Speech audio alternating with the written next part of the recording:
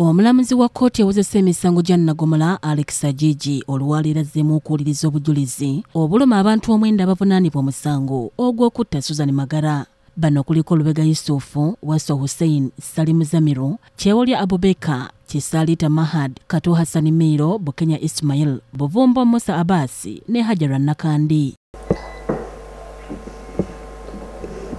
Mu kkooti eno olwaleero maama wa Suzan Magara Immaculate Magara wamu ne muganda w'omugenzi amanyiddwa nga Regina Ronata Magara bawadde obujulizi bwabwe ku kuwambibwa n'okuttibwa kwa Suzan Magara. He sent me a message that Suzan is missing. I'm coming right now to Kampala. He told me that Suzan has been kidnapped. We started crying. We started praying. Maama w'omugenzi yakakasizza kkooti nga bwe yafuna essimu okuva ewa Yakobo Byensi mu kiro ekyanga 8 omwezi ogwokubiri omwaka 2018 n'amutegeeza nga bw'alina muwala we Suzan Magara era n'abasaba ensimbi ng'enkeera ku Lwanga 9 yaddamu n'amukubira ng'amusaba akakadde ka $1 kalamba okusobola okubawa muwala waabwe. I received a call. It was an Airtel number. This number greets me in the local language, in Rinyoro. Aboli wasibota. I screamed and I asked him, Kambaze honawe, let me talk to her. Don't speak to the news agencies. It was $1 million to get Suzan. Ono agenze mu maaso n'annyonnyola kkooti buli kimu ekyaliwo mu kiseera kino wabula nti ekyammalamu amaanyi kwe kusalako muwala waabwe obugalo era ng'ennaku z'omwezi 25 omwezi ogwokubiri balina ssente ze baawaayo wabula baagenda okukitegeera nga muwala waabwe amaze okuttibwa mu bukambwe. Money, we didn't have enough money to get all that money, so my husband had to borrow. We had also our savings. We started. This time he was too bitter. He was demanding, he was shouting, but still I insisted. I want to talk to Suzan, and also I wanted a discount on that money. It was too much, I couldn't afford it. Ono ayongeddeko nti ng'ennaku z'omwezi lumu omwezi ogwokusatu mwaka 2018 baba omulambo gwa muwala waabwe era ne bamuziika mu disitulikiti y'e Hoima. Muganda w'omugenzi Regina Ronata Magara ng'ono mujulizi wa mukaga mu musango guno naye annyonnyodde engeri gye yafunamu amawulire ag'okuttibwa kwa Suzan Magara era nga ye yakuba ebifaananyi n'ensimbi obukadde $2 eza $. I can confirm this is a printed copy. These are printed copies of the photos I took. It's exactly how I arranged them. This is against the white duvet, yes.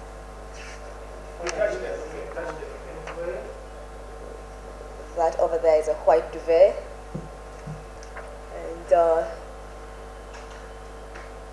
this is against the carpet.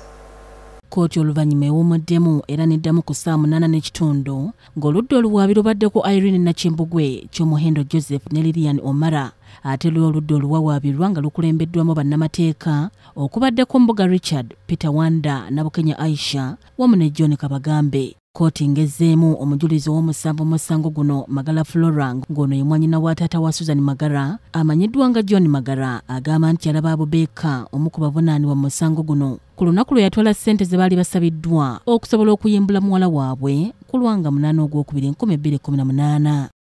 Obujulizi mu kkooti eno bulaze nti abawamba Suzan Magara baakuba essimu nga baagala ensimbi akakadde ka $1 kalamba wabula mu kuzibatwalira waaliwo obuzibu ng'abawamba balowooza nti yali atwala ssente yali atambula n'ab'ebyokwerinda. Yes, after some time he called me that he's back. Then I asked him, did you deliver? He said, no. They called me, they told me, go back, you're moving security. So he turned back. We went to the main office and eventually came home. When it failed, then we waited because we could not call them. We had to wait on their side. All along, because we'd consult the security people, they were on our side trying to help us. So after some days, they called again. They said, now, tomorrow, be prepared, I won't call you and bring us the money. So we agreed as a family in the morning, I said, because we noticed that they're taking him on a highway somehow, because we won't go back to Masaka Road. He must go to another highway. Obujulizi era bulaze nti wakati w'ennaku z'omwezi 18 na 23 bano baagezaako emirundi egiwerako okutwala ensimbi zino eri abantu abaali bawambya mwana waabwe kyokka ne balemererwa era olwasembayo baabakubira essimu ebalagira okugenda e Makindye mu barracks okulekawo emmotoka eyali etambulirwamu bafune boda ebatwale ku ssettendekero wa Ndejje. That have you seen Kibiri Primary School? True, I had passed that school, said, turn back.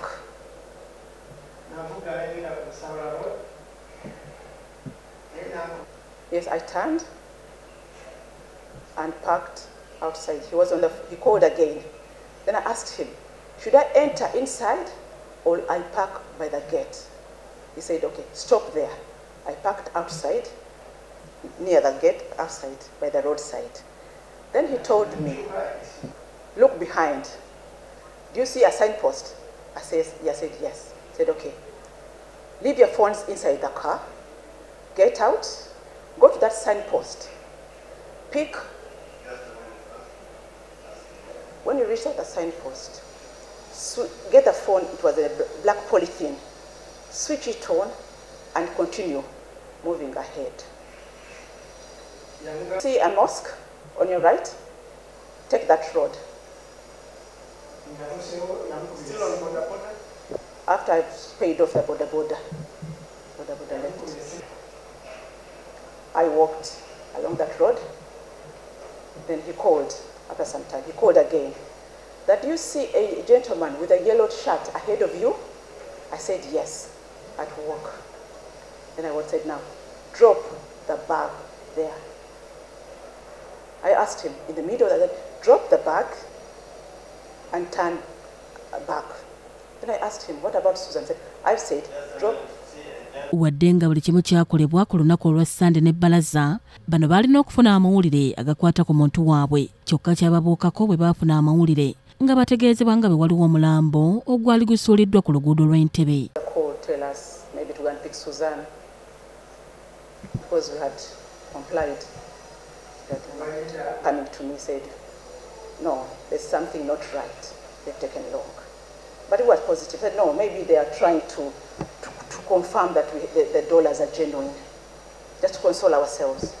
So the next day, on Monday, we came to town to work.